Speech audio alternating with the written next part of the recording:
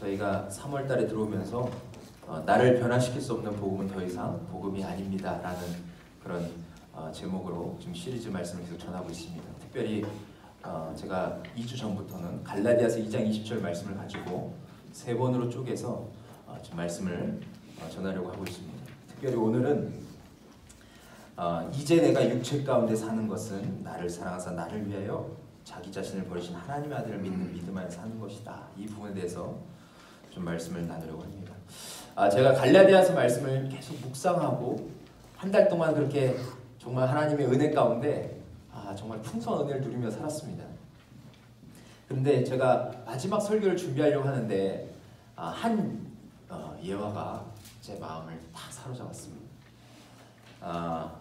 여러분 이 책을 아시는지 모르겠지만 이 책은 박정헌 씨가 쓴 끈이라는 책입니다.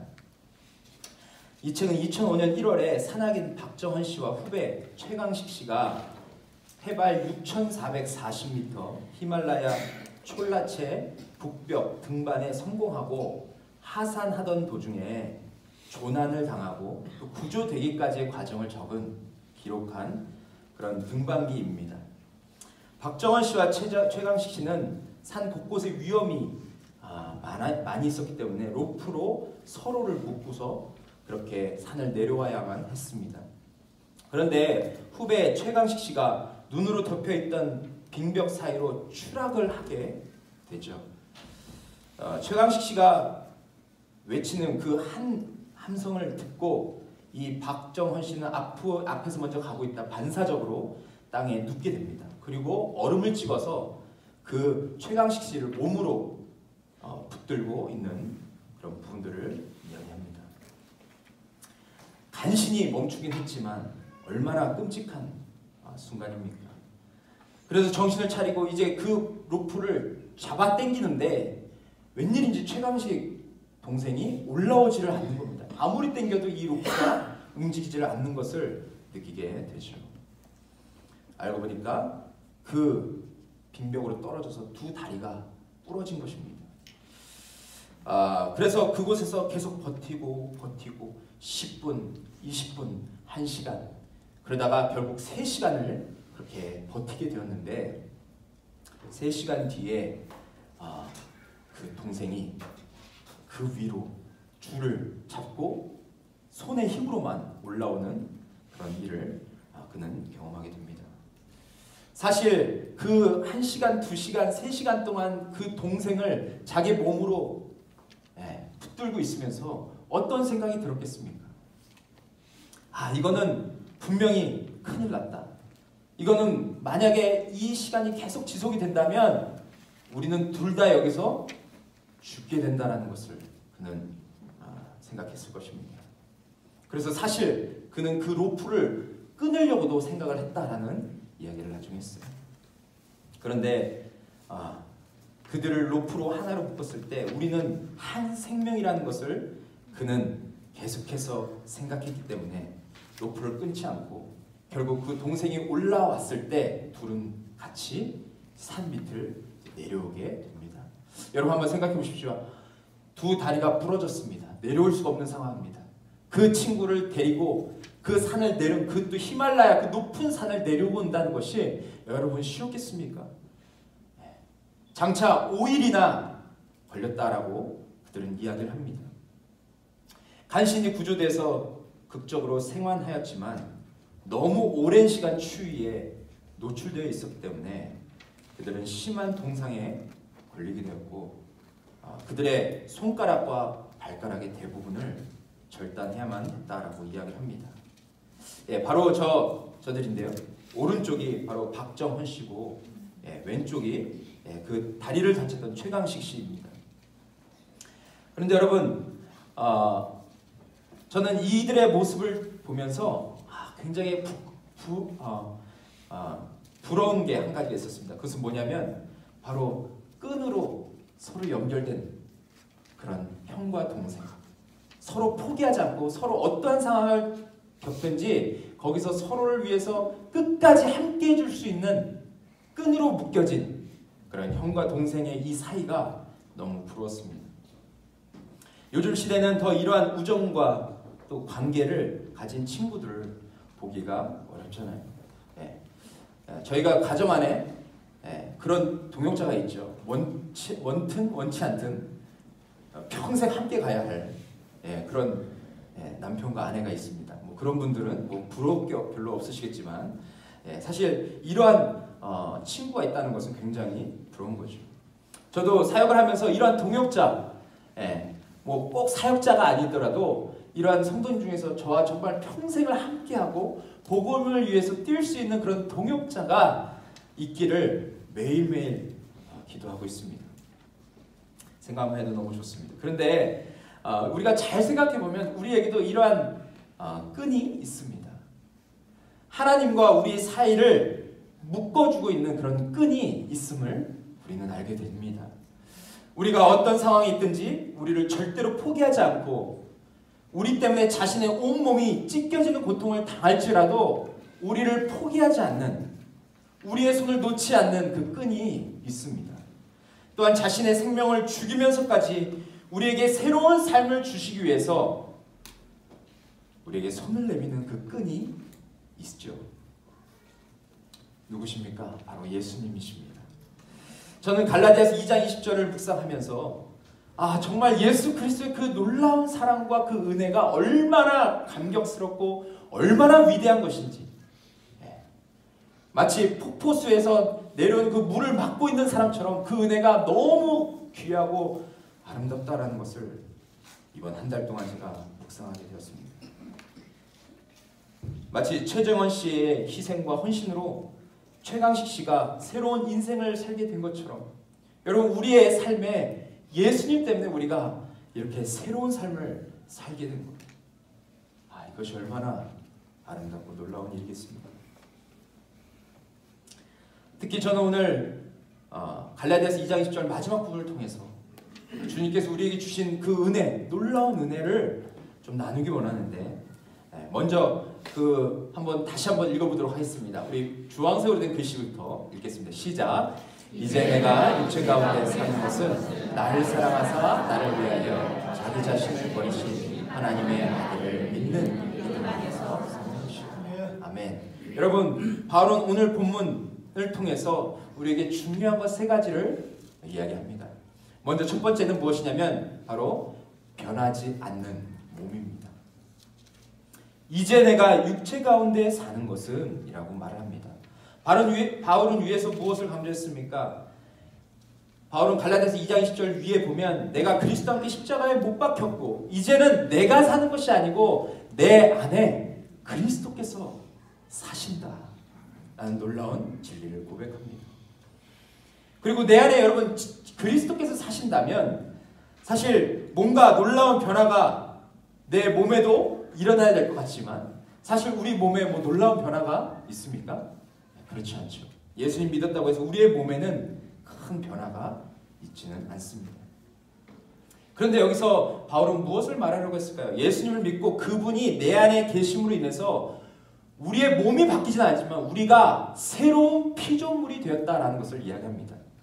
그리고 하나님의 영이신 성령님께서 우리 안에 들어오셔서 우리가 이제 하나님이 봤을 때 성전이다. 하나님의 성전이고 하나님의 거룩한 그런 자녀임을 말하고 있죠.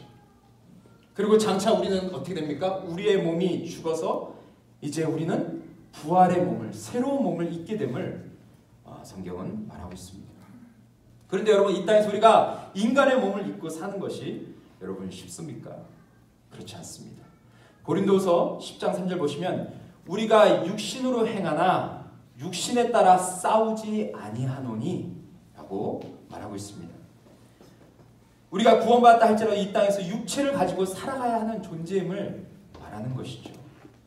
하지만 우리는 어떤 사람입니까? 육체를 가지고 살지만 우리는 하늘의 시민권을 가지고 살아가는 사람들입니다.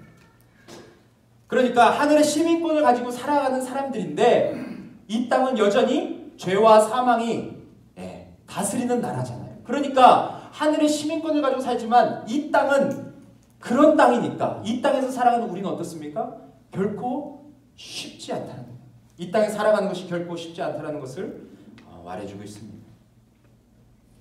저는 이 땅에 살아가는 우리의 모습이 참 나그네와 비슷하다라는 생각을 해봅니다. 여러분, 나그네를 한번 생각해 보십시오. 나그네. 나그네란 뜻은 자기 고장을 떠나서 다른 곳에 임시로 머무르고 있거나 여행 중인 사람이라고 말합니다. 항상 떠돌아다니는 나그네는 엄청난 집을 살려고 하지도 않습니다. 그렇죠? 그리고 많은 것을 누리려고 하지도 않습니다. 그게 바로 나그네죠. 다음 장소로 가기까지 자신에게 필요한 부분만 채우면 그는 만족하고 또 길을 떠나는 것이 나그네입니다. 여러분, 우리도 마찬가지 아니겠습니까? 우리의 심권은 하늘에 있고 우리는 곧 하나님 나라로 들어갈 자들입니다. 여러분 믿으십니까? 네. 그런데 우리는 이 땅에서 무엇을 하고 있습니까? 하나님께서 우리에게 주신 사명을 지금 감당하고 있는 겁니다. 이 땅에 복음을 전해서 수많은 사람들을 하나님께 인도하는 그 사역 가운데 우리는 부름받은 사람들입니다. 그래서 여기서 우리가 영원히 살 것이 아니라 우리는 조만간 하나님 품으로 가야 되는 사람들입니다. 우리 선배님들이 다 그렇게 가셨고 우리도 조만간 갑니다. 그런데 이 땅에 우리가 욕심을 부리고 이 땅에 우리가 성을 쌓고 그럴 필요가 있느냐라는 것이죠. 아까 우리 찬양 인도자가 신학적인 용어 이미와 아직 아니라는 그 놀라운 진리를 선포했습니다. 저는 찬양 인도자를 보면서 정말 대단하다라는 생각을 합니다. 그런데 여러분, 성경에서 말하는 중요한 그 사실 중에 하나는 바로 그 이미와 아직 아니라는 것입니다.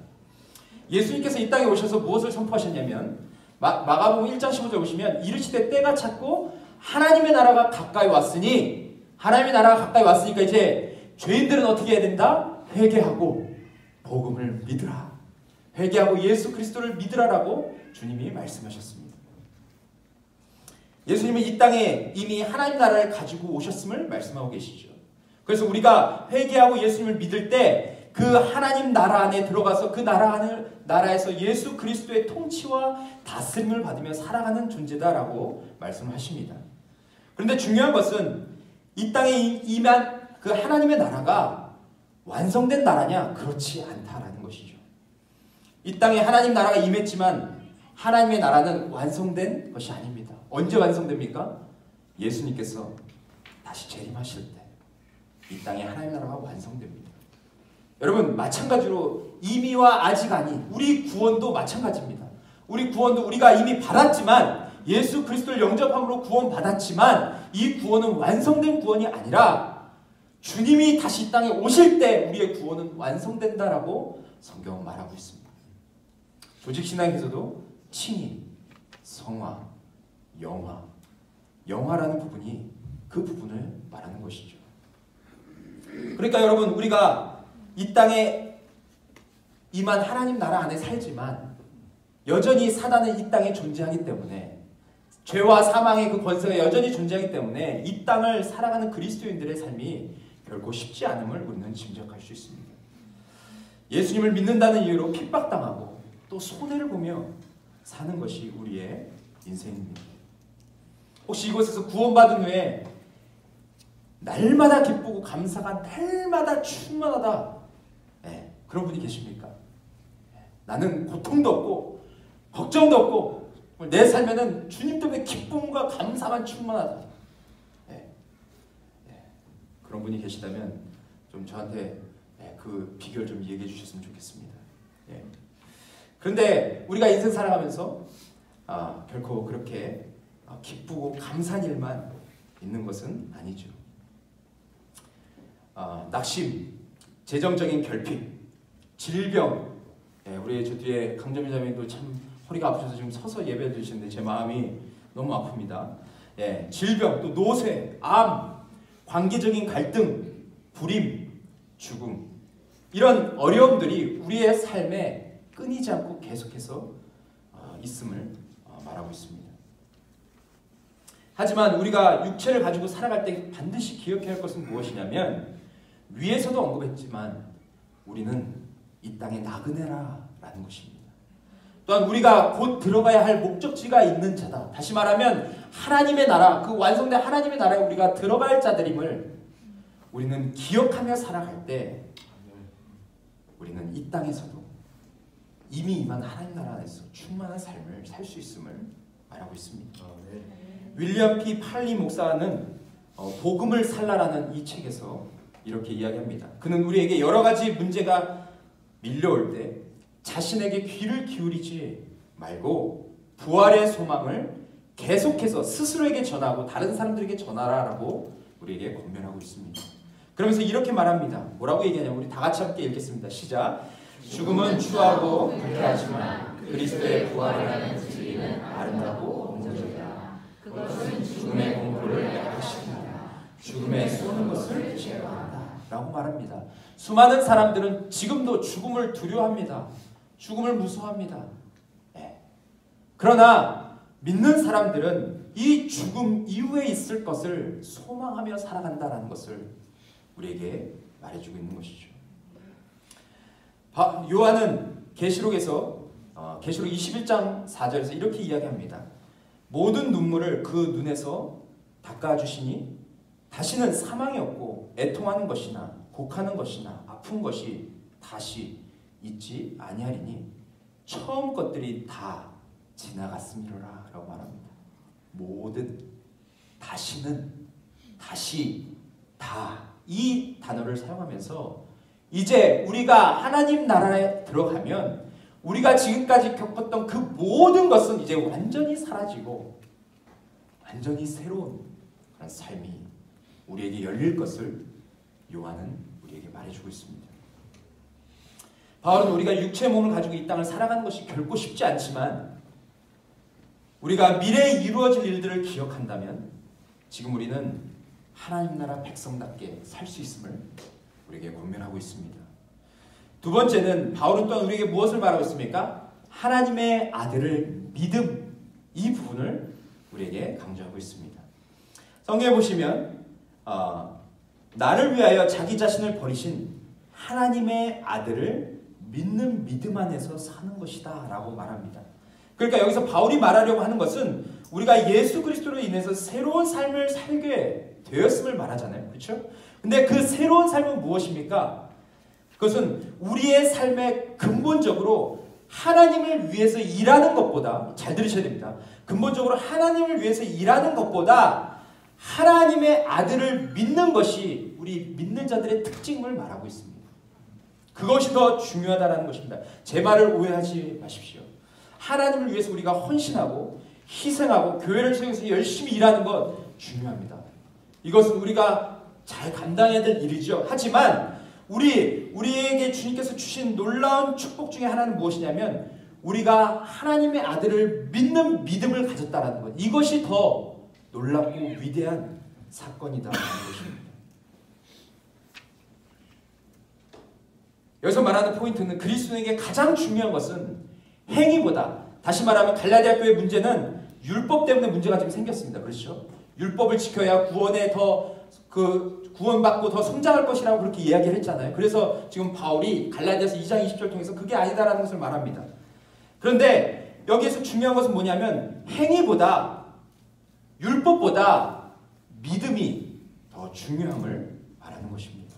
하나님의 아들이신 예수 그리스도를 믿는 그 믿음, 이것이 중요함을 바울은 다시 한번 강조하는 것이죠. 그런데 바울은 여기에서 그가 자주 사용하지 않는 단어를 사용합니다. 그것은 뭐냐면 바로 하나님의 아들이라는 단어입니다. 사실 구약에 보면 여러분 하나님의 아들이라 불려진 사람들이 있었습니다.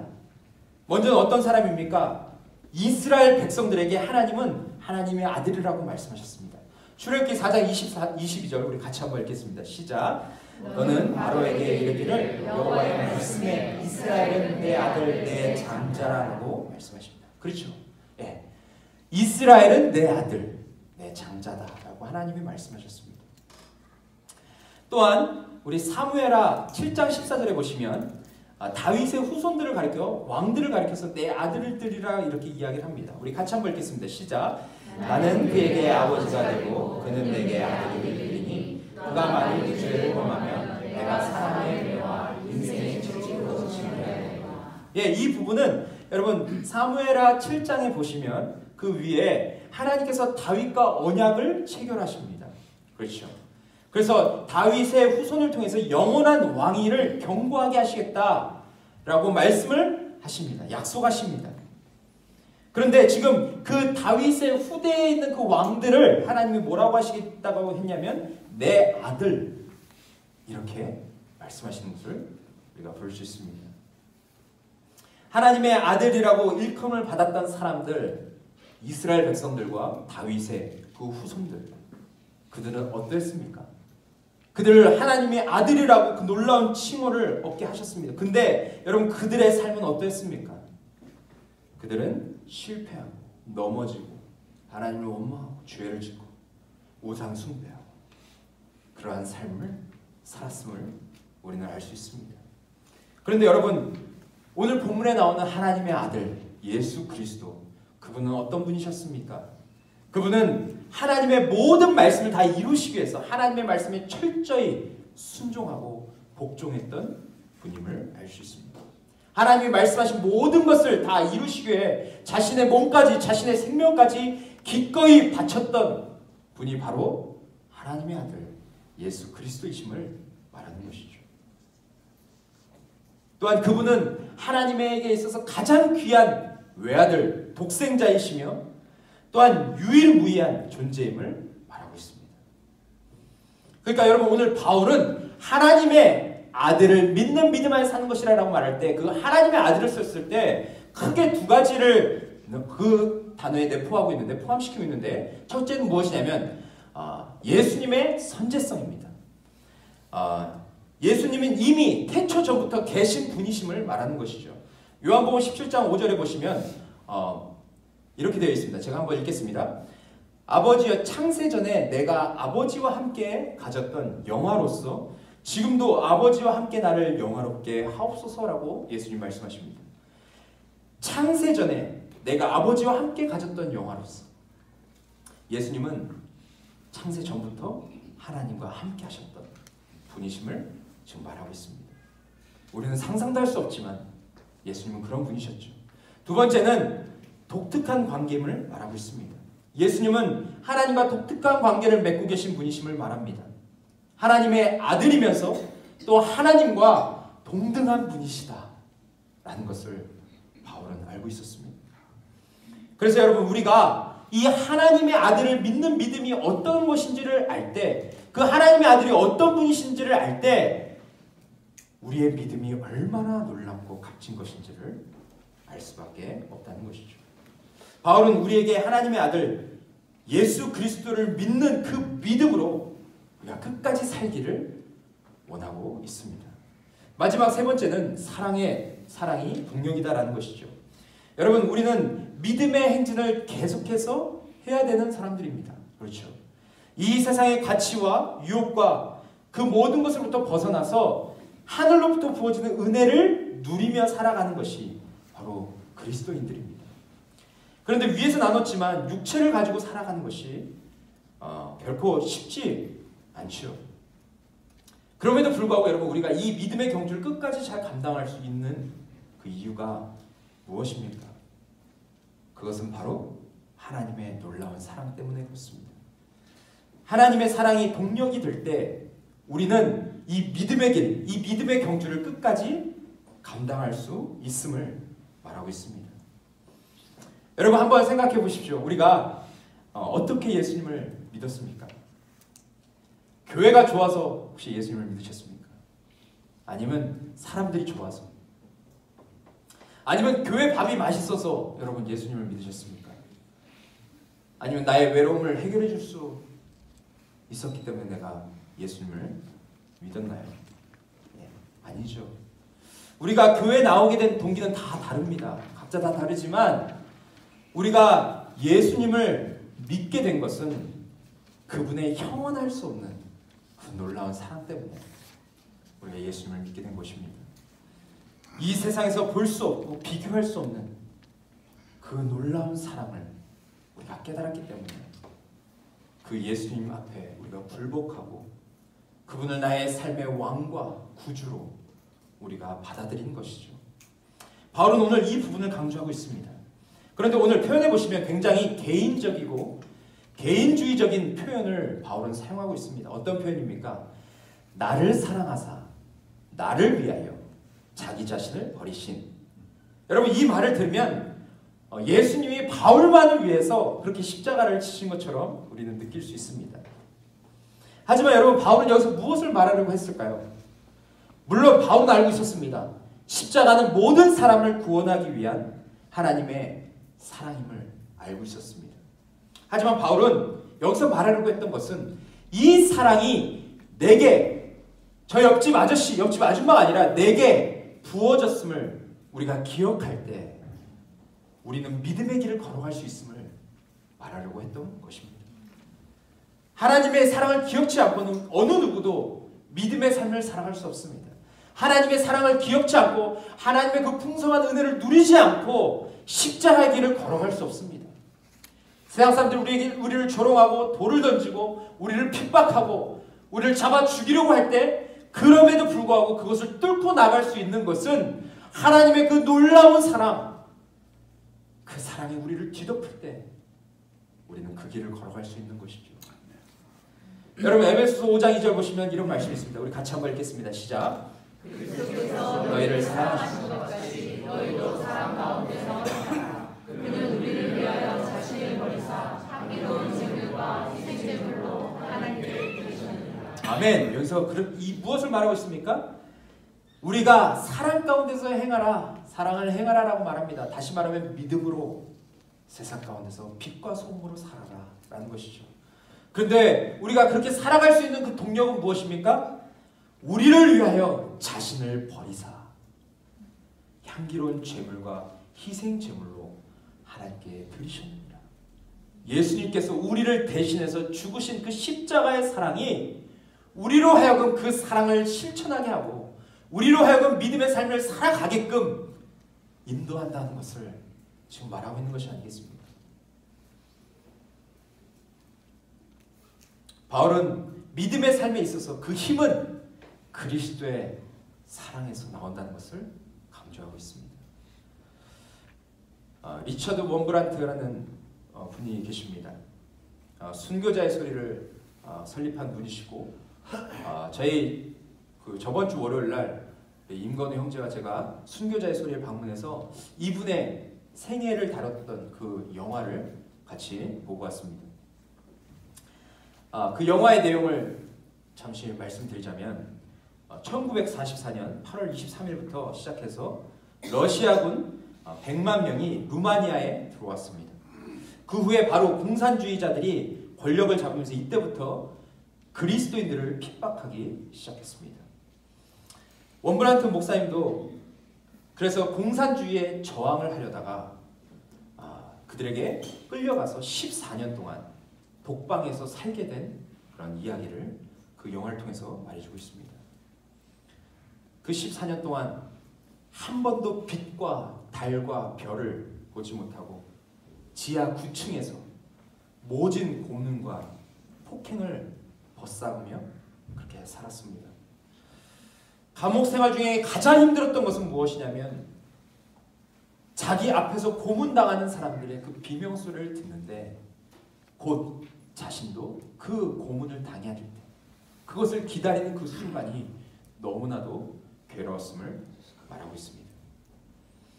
또한 오전 5시에 일어나서 저녁 10시까지 무엇을 했냐면 딱 정자세로 그 자리에 앉아서 계속해서 공산주의자들이 말하는 것을 들어야 했다라는 것을 이야기합니다. 움직일 수 없고 눈을 감았다가는 바로 고문을 당하게 됩니다. 그래서 눈을 뜨고 계속해서 공산주의자들이 말하는 것을 듣습니다. 이런 말입니다. 공산주의는 좋은 것이다. 공산주의는 좋은 것이다. 기독교는 어리석은 종교다. 기독교는 어리석은 종교다. 그러니 포기해라. 그러니 포기해라. 이거를 계속해서 새벽 5시부터 저녁 10시까지 이야기하고 그것은 하루에 그치는 것이 아니라 일주일, 한 달, 1년 계속해서 그 이야기로 세뇌를 시키려고 하는 그것이 너무 끔찍하고 괴롭다라고 이야기를 합니다. 그런데 원브란트 목사님은 그곳에도 하나님의 사랑을 전하는 사역을 쉬지 않았습니다. 그곳에서 기도하는 것은 사실 굉장히 위험한 것이었습니다. 만약에 기도하다가 그 고문관이 보았을 때 어떻게 하냐면 그를 끄집어내서 바로 고문을 하고 폭행을 합니다. 폭행 중에서 가장 끔찍한 것은 발바닥을 몽둥이로 계속 때리는 것인데 발바닥이 다 터지도록 그렇게 맞았다라고 이야기를 합니다. 그리고 걷질 못해서 그 고문관과 간수들에게 끌려서 다시 자기 독방에 들어오는 것을 보게 되었습니다. 그런데 그런 끔찍한 상황 가운데서 그는 기도하는 것을 쉬지 않았습니다. 맞는다 할지라도 그는 하나님께 기도하고 하나님의 임재 안에서 하나님의 기쁨을 누리는 것을 쉬지 않았습니다.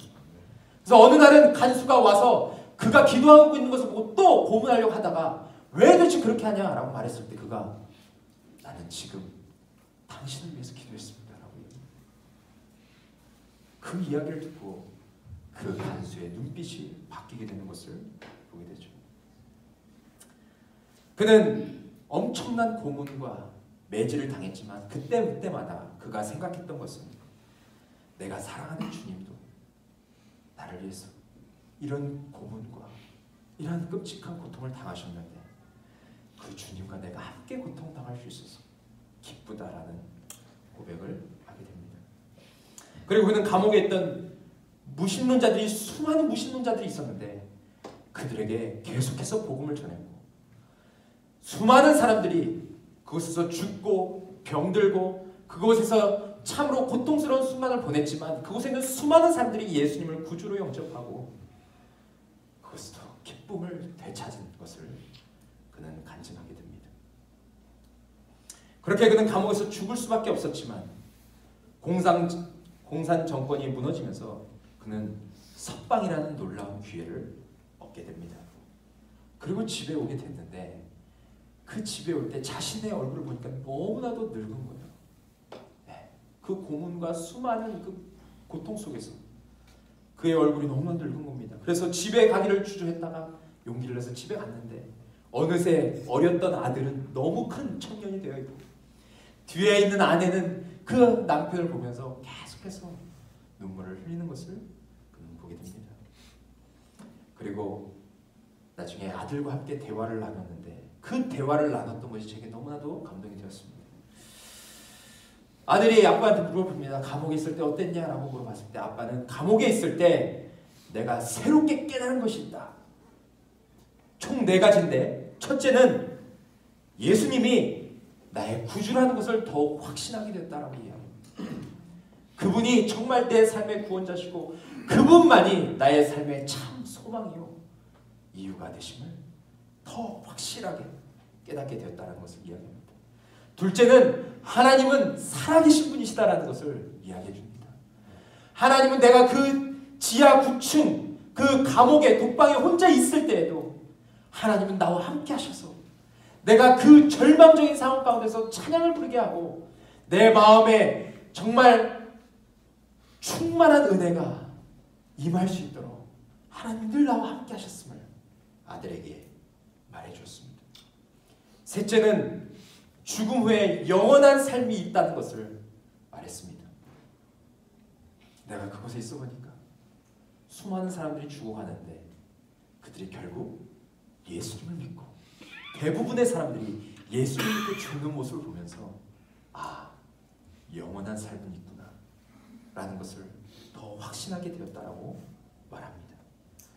근데 저는 이 3가지도 너무 은혜가 되었지만 마지막 4번째 말이 가장 감동이 되었습니다. 그것은 아들아 바로 사랑이 최선의 길이다.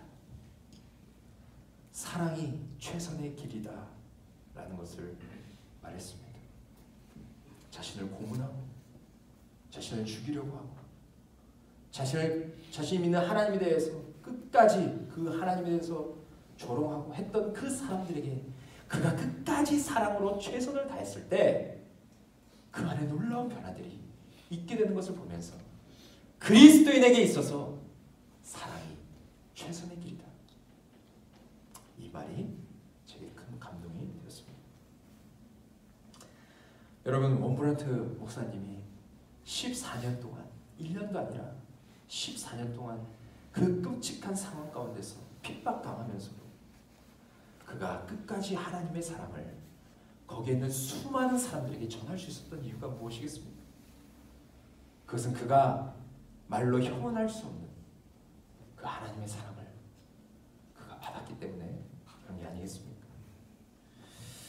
여러분, 원블란트 목사님이 고백한 이 놀라운 사랑이 우리 안에도 있습니까? 지금 그 사랑이 우리로 하여금 이 믿음의 길을 계속해서 걸어가게 하고 있습니까? 바울은 이 시대를 살아가는 그리스도인들에게 이 사랑이 얼마나 중요한 건지, 얼마나 놀랍고 위대한 건지 다시 한번 선포하고 있습니다. 결론적으로 저는 오늘 바울의 놀라운 고백으로 설교를 마치려고 합니다. 로마서 8장 35절 39절에 보시면 이러한 말씀이 있습니다. 우리 같이 한번 믿음으로 함께 읽겠습니다. 시작. 누가 우리를 그리스도의 사랑에서 끊으려 반란이나 공고나 박해나 기근이나 적신이나 위험이나 가리랴. 기록된 바 우리가 종의 뜻을 위하여 죽임을 당하게 되며 도살당할 양같이 여김을 받았나이다 하와 같으니라. 그러나 이 모든 일에 우리를 사랑하시는 이로 말미암아 우리가 넉넉히 이기니라. 내가 확신하노니 사망이나 생명이나 천사들이나 권세자들이나 현재일이나 장래일이나 능력이나 높음이나 깊음이나 다른 어떤 피조물이고 우리를 우리 주 그리스도 예수 안에 있는 하나님의 사랑에서 끊을 수 없느니라. 아멘. 아멘. 여러분, 바울이 내가 확신하노니 라고 하는 이 외침을 여러분 기억하시기 바랍니다.